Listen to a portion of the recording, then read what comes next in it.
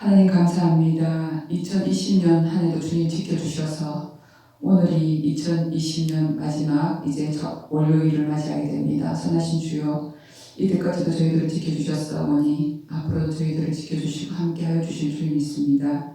하나님의 은혜가 아니면 살아갈 수 없는 저희들이기에 오늘 이 새벽에도 주님 앞에 무릎을 올립니다. 주의 은혜 함께하여 주시고 오늘도 말씀을 통하여 승리할 수 있는 하루가 되게 이끌어 주옵소서. 감사드리며 예수님 이름으로 기도드립니다. 아멘. 찬송가 다 같이 545장 부르겠습니다. 이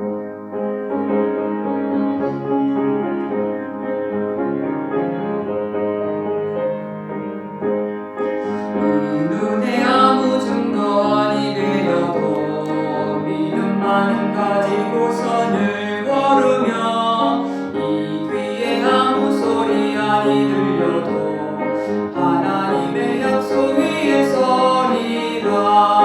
걸어가세 믿음 위에 서서 나가세 훨씬 버리고 걸어가세 믿음 위에 서서 눈과 귀에 아무 증거 없어도 이 눈이 보기에는 어떠하든지 이미 얻은 증거대로 늘 믿으며 이 맘에 얼심 없이 살아갈 때에 우리 소원 주 안에서 이루리.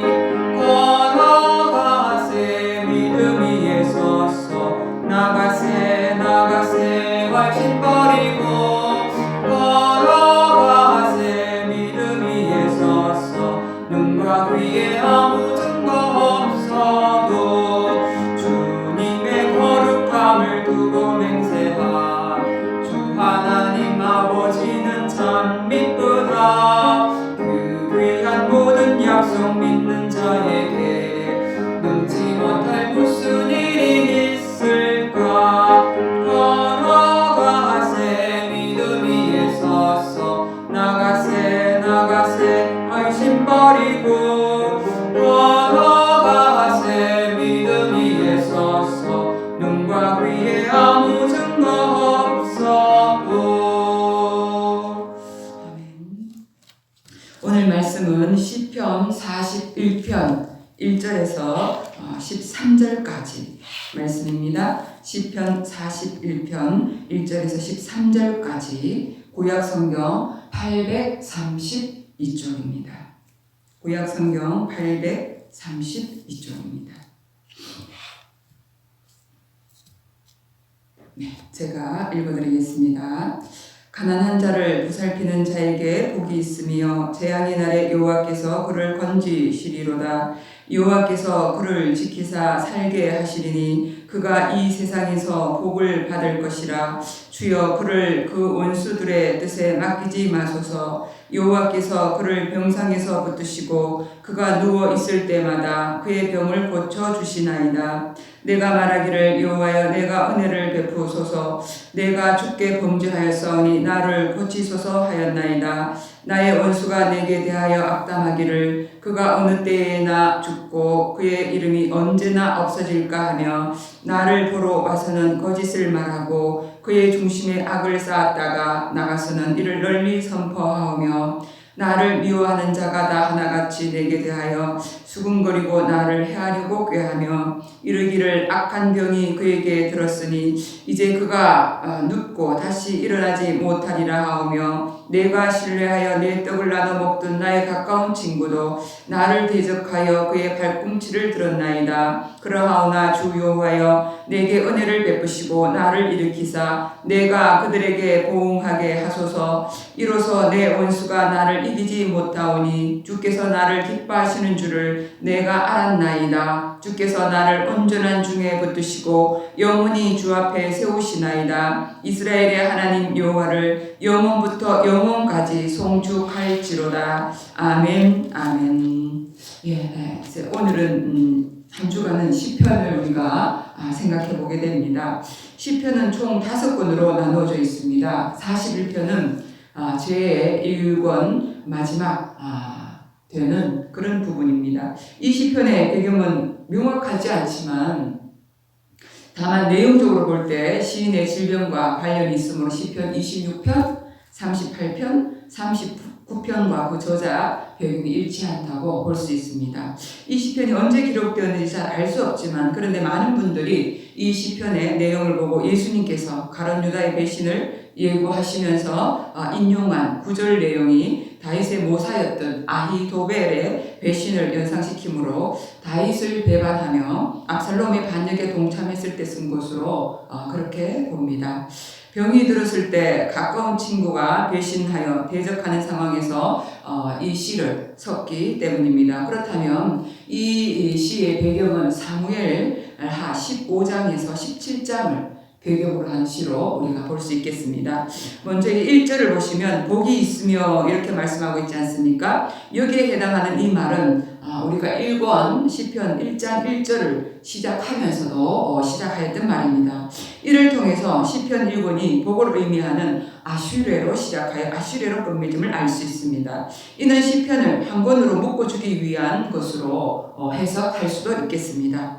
중 누가 복 있는 자며 어떻게 하는 것이 복된 삶인가 하는 것이 제1권의 주제라고 이렇게 하는 이유입니다. 그러나 1편에서는 복 있는 삶과 41편에서 복 있는 자의 조건은 서로 다른 측면에서 접근하지만 동시에 깊은 연계성이 있습니다. 1편에서는 하나님의 율법의 말씀 위에 서서 좌로나 우로나 치우치지 않고 살아가는 자인 반면에 오늘 읽은 41편에서는 가난한 자, 즉 사회적 약자를 권고하고 돕는 자를 이야기하는 겁니다. 즉 1편에서는 하나님과의 관계적 측면에서 찾고 있는 반면 본서에서는 대인관계의 측면에서 찾고 있다는 점에서 상관관계를 찾을 수 있습니다. 이는 하나님과 바른 관계를 가진 자는 하나님께서 명령하신 약자를 돕는 일에도 열심일 것을 우리가 알 수 있습니다. 여기에서 가난한 자란 말은 가난과 질병과 실패와 절망 이런 것으로 무기력한 상태에 빠져 있는 자를 가리키는 것으로 볼 수 있습니다. 이러한 상태에 처해 있는 자를 권고하는 자가 복이 있다. 오늘 그렇게 선포하고 있습니다. 이러한 자들은 재앙의 날에 하나님의 보호를 받을 뿐만 아니라 2절 말씀해 보시면 하나님께서 그를 지키어 살게 하신다는 겁니다. 이것이 이 세상에서 받을 복이다. 이렇게 오늘 말씀하고 있잖아요. 하나님께서 지키시는 사람은 분명히 복이 있는 사람입니다. 그래서 3절 말씀해 보시면 병상에 있을 때 그 병을 이길 수 있도록 하나님께서 은혜로 역사해 주심을 확신하고 있거든요. 어떤 병인지 알 수가 없지만 하나님의 백성이 사실은 병상에 있을 수 있습니다. 그러나 그것은 하나님께서 버려두신 것이 절대 아니라는 거죠. 병상에 있을 때에도 하나님의 돌보심이 분명히 만지심이 있습니다. 우리 하나님의 백성들은 언제든지 이것을 신뢰해야 하는 것은 하나님의 돌보심을 우리는 항상 신뢰하고 있어야 합니다. 머리카락까지 하나까지 다 세시는 하나님께서 병상에 있을지라도 돌보아 주신다는 거죠. 병상에 있을지라도 우리의 눈은 하나님을 향하여 있어야 하고 우리의 소망도 하나님을 향하여 있어야 합니다. 하나님의 은혜 주심을 우리는 구해야 하는 것입니다. 4절에 보면 다윗은 여호와여 내게 은혜를 베푸소서라고 간절히 구하고 있지요. 하나님께서 자신의 범죄했음을 고백하면서 하나님께 자신을 고쳐달라고 기도하고 있습니다. 자신이 하나님께 범죄했음을 인정하고 있는 겁니다. 죄는 하나님의 뜻을 하나님의 말씀을 벗어나는 것을 이야기하지 않습니까? 그래서 이 시인은 하나님 앞에 자신을 살피고 있음을 알 수 있습니다. 병상에 누워있는 시간이 자신을 살펴보는 그런 시간이 되는 거죠. 기도 시간의 의미 가운데 하나가 하나님 앞에서 자신을 비추어 보는 시간이라는 것입니다. 늘 하나님 앞에 있는 자신이 어떤 존재인지 바르게 인식할 때 우리는 성숙한 신앙인으로 나아갈 수 있습니다. 시인에게 있어서 병상은 하나님 앞에서 자신을 비추어 보는 그런 시간입니다. 그는 깨달았습니다. 자신이 하나님께 범죄했음을 그는 자신의 죄를 구하고 자신의 병을 고쳐주기를 하나님께 간절히 구합니다. 하나님께 은혜를 구하는 것이죠. 우리는 이 세상에 살면서 병상에 있는 시간들을 사실은 가질 수밖에 없습니다. 여러 가지 이유에서 병상에 눕게 될 수 있습니다. 이때 하나님의 백성이 가져야 할 자세가 무엇이겠습니까? 그 병상은 하나님 앞에서 나 자신을 살피는 그런 시간이 될 수 있다는 겁니다. 그리고 하나님의 은혜 앞으로 더욱 나갈 수 있는 시간이 바로 이 시간이라는 것입니다. 이때 원수들은 악담하고 있죠. 오늘 5절 말씀을 보면 그가 어느 때여나 죽고 그의 이름은 언제 없어질까? 그러니까 병이 든 사람에 대해서 이런 악담을 하는 사람이 있는데 우리는 그렇게 하면 안 되겠지요. 이것은 원수가 되는 것입니다. 6절 말씀에 보면 병문안을 언척해 놓고 거짓말하고 그의 중심에 악을 쌓았다가 나가서 널리 선포한다 하고 기록되어 있습니다. 아마도 찾아와서 여러 가지를 물었을 것입니다. 그런데 그의 중심에는 안 좋은 마음, 악한 마음이 쌓여 있었습니다. 이 사람이 죽기를 바랐고 해롭게 되기를 바라고 있는 마음이 있다는 거죠. 나가서 무슨 말을 하겠습니까? 악한 생각, 그 마음에 품은 악한 말들을 하게 되지 않겠습니까? 시인을 미워하는 사람들이 다 하나같이 수군거린다고 합니다. 시인을 해하라고 꾀합니다. 이들이 하는 얘기가 8절에 나오는데 악한 병이 그에게 들었으니 이제 그가 눕고 다시는 일어나지 못하리라. 이렇게 악담을 한다는 거죠. 저주의 말을 합니다. 병이 악하다는 말은 고칠 수 없는 병이다. 이렇게 볼 수 있겠죠. 그런 병이 들었으니 이제 못 일어날 것이다. 그렇게 악담을 한다는 거죠. 시인은 자신이 지금 얼마나 큰 고통을 당하고 있는지 9절 말씀에 계속해서 얘기합니다. 9절 말씀을 보시면 내가 신뢰하여 내 떡을 나눠 먹던 나와 가까운 친구는 나를 대적하여 그의 발꿈치를 들었다. 이렇게 기록되어 있지 않습니까? 발꿈치를 들었다는 말은 무슨 뜻인지에 대해서는 여러 가지 해석이 있습니다. 근데 고대의 표현법이라 정확하게 알 수는 없지만 배반하는 행위를 표현해 주는 것으로 우리가 생각해 볼 수 있습니다. 고대의 사람을 경멸한 그런 표시였다고 보시면 될 것 같습니다. 근데 이 사람이 어떤 사람입니까? 시인이 아주 많이 신뢰했던 사람입니다. 함께 떡을 나눠 먹던 사람입니다. 함께 식사를 나눠 먹을 정도로 가까운 사람이었습니다. 아마도 다른 사람에게 하지 못한 속 얘기도 다 솔직하게 내어 놓았을 것입니다. 이 사람은 다윗의 생각, 다윗의 상황을 속속히 알고 있었을 겁니다. 이 사람의 대적의 칼을 잡고 이 사람이 대적의 칼을 잡고 다윗을 공격합니다. 다윗의 편이 되어 함께 했을 때는 가장 유익한 사람이 될 수 있지만 다윗의 대적이 되었을 때는 가장 위험한 사람이 될 수도 있는 사람인 거죠. 이 사람은 우리가 이 시인이 이 시편을 적은 정황을 보면 아이도벨일 것이다. 그렇게 추측해 볼 수 있습니다. 왜냐하면 아이도벨은 다윗의 모사였던 사람입니다. 그런데 압살롬의 반역에 가담해서 이스라엘 백성들을 압살롬에게 돌아오게 하고 다윗을 대적하여 계략을 베푸는 사람이 되는 거죠. 사무엘하 16장 20절에 보면 그렇게 나옵니다.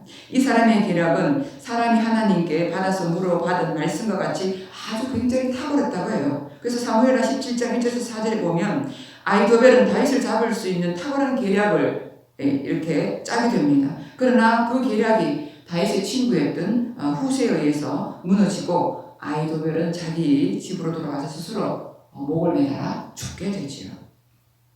이 말씀이 신약시대의 가룟 유다에게 그대로 적용이 됩니다. 요한복음 13장 18절에 유다의 배반에 대해서 이 성경 말씀이 응하게 하려는 것이라고 합니다.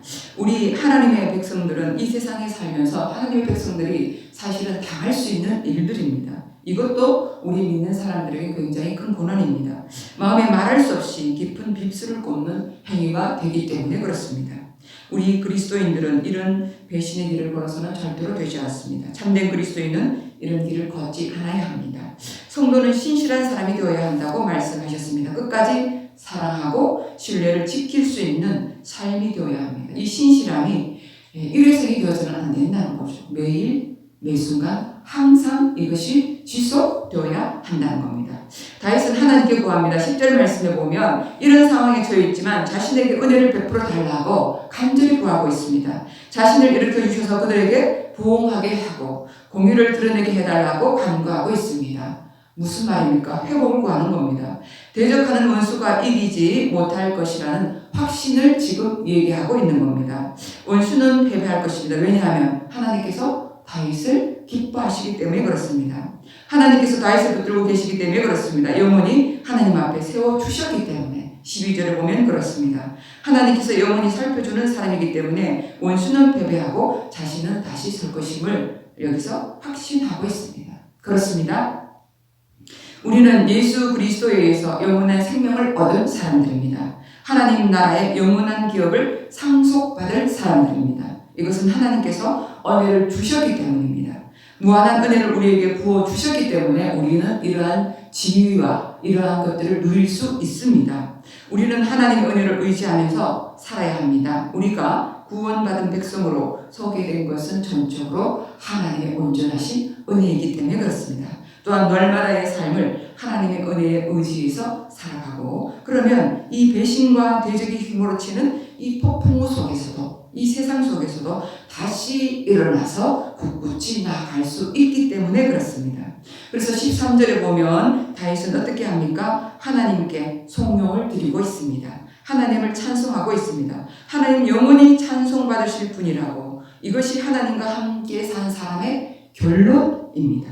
이 세상에서 온갖 일들을 경험하지만 하나님의 백성은 하나님의 인자하심, 하나님의 은혜를 의지해서 살기 때문에 결국 하나님을 찬송할 수밖에 없다라는 거죠. 오늘을 살아가는 저와 여러분도 이 성령이 힘있게 우리가 아멘 아멘으로 하나님께 올려드릴 수 있는 저와 여러분들이 되시기를 바라고, 오늘 하루도 하나님 안에서 붙들림 받아 하나님의 은혜 가운데 승리하는 저와 여러분들 다 되시기를 간절히 소망합니다.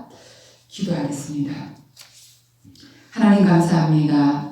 시인이 병상 중에서 그를 위하는 사람들이 많은 말들을 하지만 그럼에도 불구하고 실망하고 낭망치 않을 것은 하나님께서 시인을 붙들고 있기 때문이라고, 결국에 가서는 승리할 수 있기 때문이라는 확신 가운데 있는 것을 보았습니다. 선하신 주여, 저희들도 세상 속에서 이런 많은 일들을 겪게 됩니다.